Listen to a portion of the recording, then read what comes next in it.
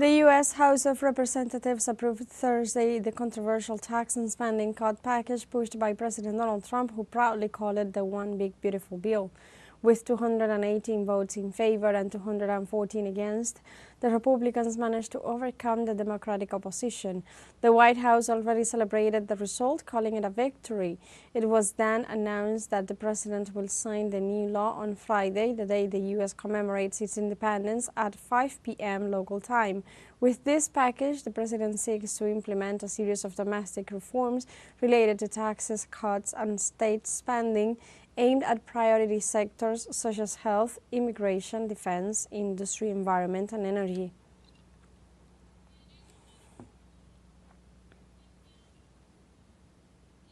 The One Big Beautiful Bill contemplates tax cuts in the order of billions of dollars that will be offset by cuts to social programs in health and nutrition. It also includes increased public spending on defense, border security, anti-immigration policies, and energy.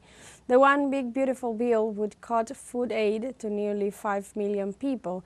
It would also cut nursing home care for seniors.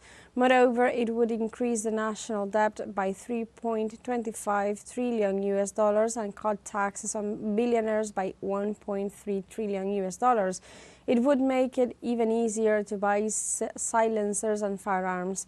Likewise, it would be massively increased funding for immigration detention, 75 billion US dollars for ICE and border patrol raids, and gathers 45 billion US dollars to incarcerate immigrants, including children, plus 69 billion US dollars to continue construction of the border wall.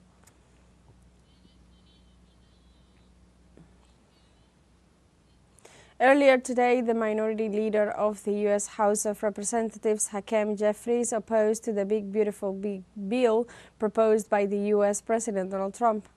Speaker, I rise today in strong opposition to Donald Trump's One Big Ugly Bill, this disgusting abomination, the GOP tax scam that guts Medicaid, rips food from the mouths of children, seniors, and veterans, and rewards billionaires with massive tax breaks. Every single Democrat stands in strong opposition to this bill because we're standing up for the American people.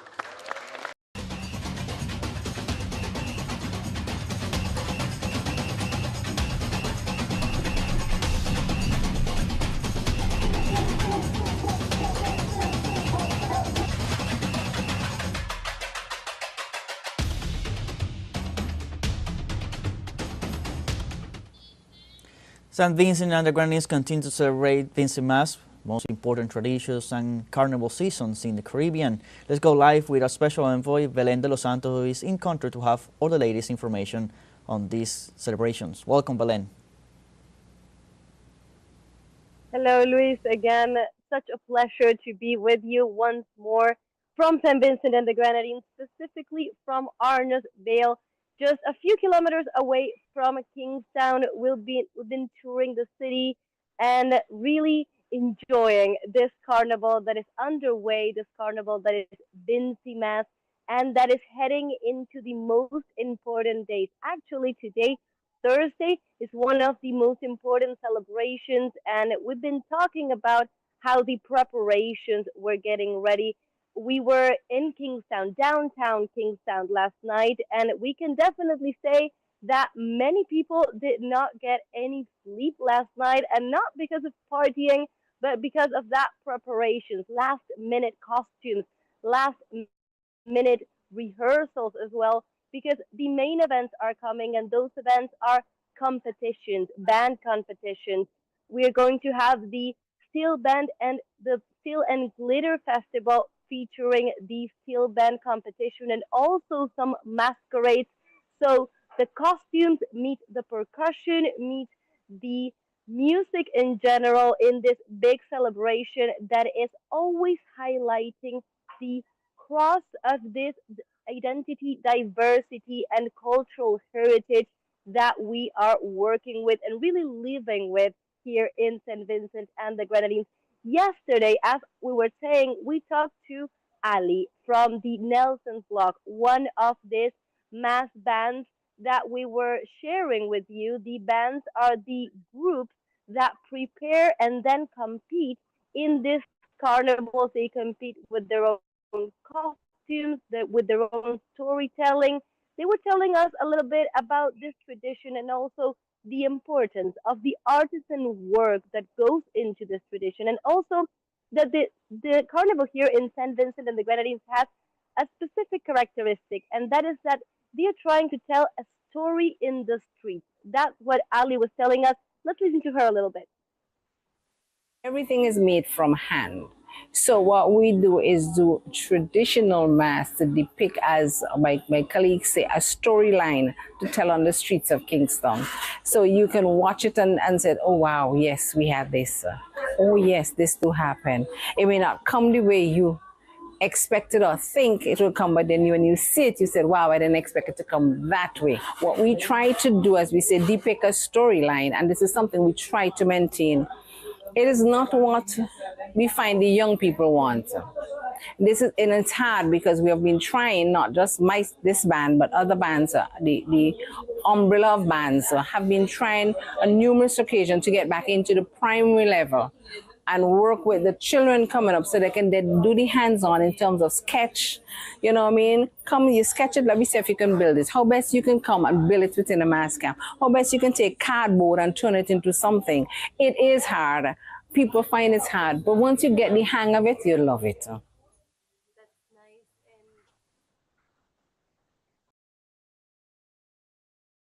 So we were talking to Ali, and she was saying that, well, there's really no translating the true spirit of the carnival. You need to be here in St. Vincent and the Grenadines, but we are trying our best to carry some of those voices, some of those ideas, so that you can enjoy with us what is happening here in this beautiful island nation. So we will continue to bring you everything of these celebrations and festivities. Stay tuned to see the steel band competition coming in a few hours. We hope to bring you some of that. But for now, Luis, I go back to you. Thank you, Belen. We're going to be waiting for those beautiful images of those competitions that you were referring to, and we'll stay in touch to have all the latest updates coming from St. Vincent and the Grenadines. And the Prime Minister of St. Vincent and the Grenadines, Raf Gonsalves, offered an exclusive interview to our multi-platform teleSUR and discussed issues of regional importance for Latin America and the Caribbean. Let's listen. Hello, studios. We continue our tour of St. Vincent and the Grenadines.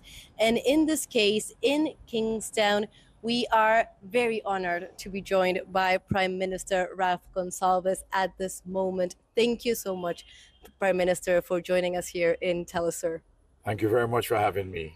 And we are here for a very special occasion. Venezuela is celebrating its declaration of independence on July 5th.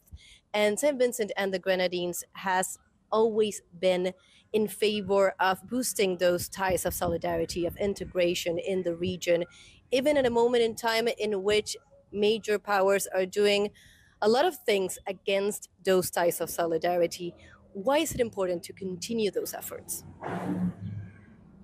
The great Africanist leader from Jamaica, the Right Excellent Marcus Mosiah Garvey, National Hero of Jamaica, remarked in the early 20th century at the time of the Universal Negro Improvement Association, the largest organization of persons of African descent in the diaspora ever.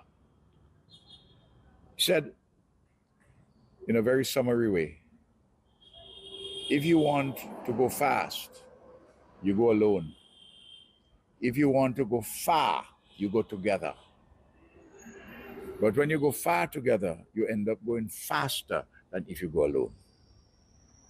It's a philosophical proposition which is manifested over the centuries. We are in a society, the atomized individual,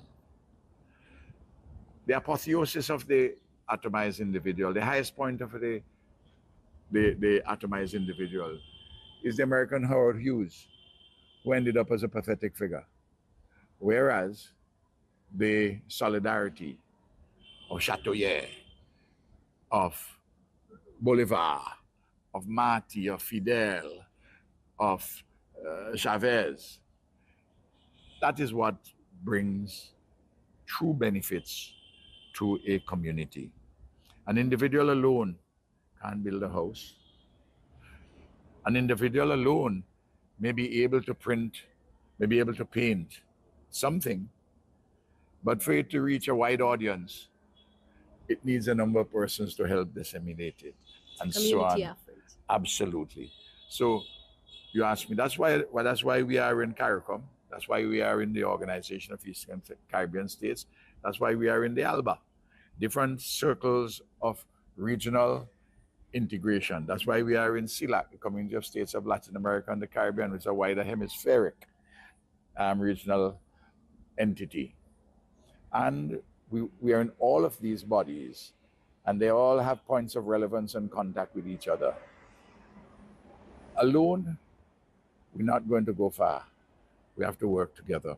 And the important thing about any integration is that that integration must be organic, not mechanistic. Organic in the sense that the strengths and weaknesses of each unit, of each territory, those strengths and weaknesses are dissolved into the whole, so that the whole ends up being more than a summation of the individual parts. And then we must ensure that the various parts are not unequally yoked, so that every single entity at the end of the day profits. Not profit in narrow monetary terms, but that value is added to them and their people and their lives as a consequence of that integration. That's what it is about. Prime Minister, you were mentioning Martí and Fidel, and we are visiting here from Havana, actually. And one of those attempts against integration has been the targeting of Cuban medical missions during the past months. What is your perspective on the topic at this moment, after a few months were passed from the last statement from the U.S.? Well, we in the Caribbean, and particularly St. Vincent and the Grenadines, we have answered with dignity and with openness and with honesty to our American friends that they've got it wrong. And they had a view of the Cuban Medical Brigade and those in education and those in infrastructure, the engineers, the land surveyors and the like, that they got it completely wrong. This is not an exploitative system. We have a sophisticated structure of modern labor laws, and we are signatories to a range of international conventions. So to Cuba, and we abide by them.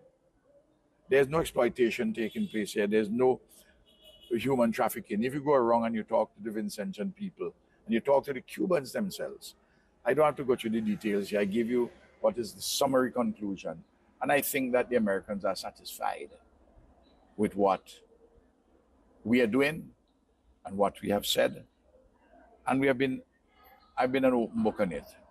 Now, it is true that there's a jaundiced view in some of the taverns in South Florida. But if ever there was any arrangement which they talk about, if ever that existed, it has never existed since I came to office 25 years ago. Maybe some other time before that, which I don't know about. I can only speak for the last quarter century. Since I've been Prime Minister and since we have been working with Cuba, with this remarkable act of solidarity through nurses, doctors, engineers, and the like. Now, Prime Minister, last question.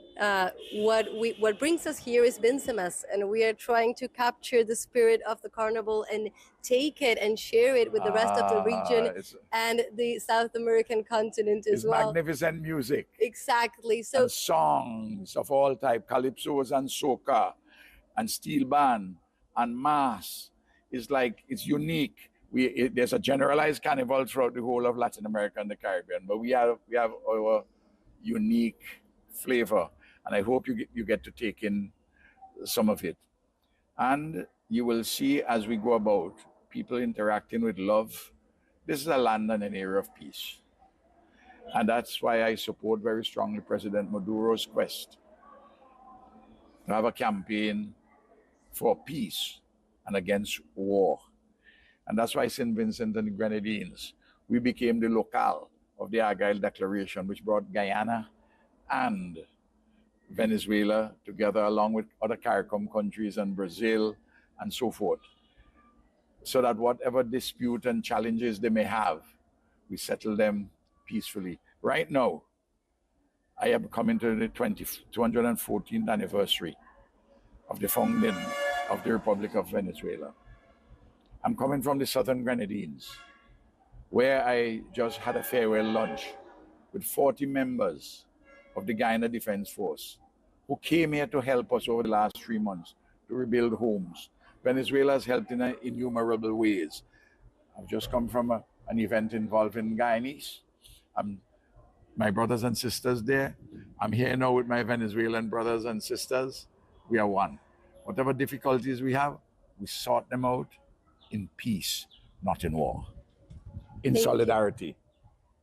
Thank you so much, Prime Minister, for joining us. It's been our pleasure. Thank you very much. That was, of course, Prime Minister Ralph Gonsalves here in teleSUR. And this is just another bit of what is happening here in Kingston. We go now back to studios and we will continue with more. The U.S. House of Representatives approved Thursday the controversial tax and spending cut package pushed by President Donald Trump, who proudly called it the One Big Beautiful Bill. With 218 votes in favor and 214 against, the Republicans managed to overcome the Democrats'